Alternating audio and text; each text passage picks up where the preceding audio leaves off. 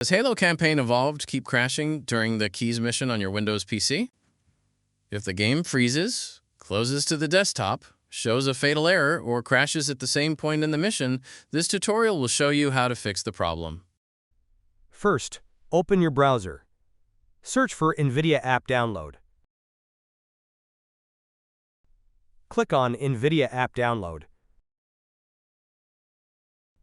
Press Download Now. Wait for the installer to be downloaded.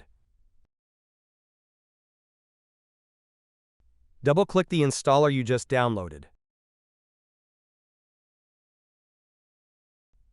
Press Yes.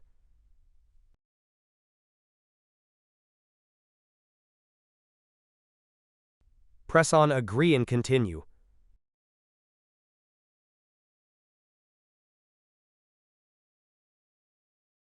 Click on the Drivers tab.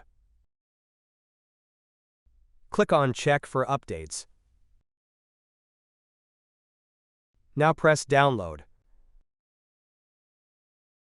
Wait for the latest driver to be installed.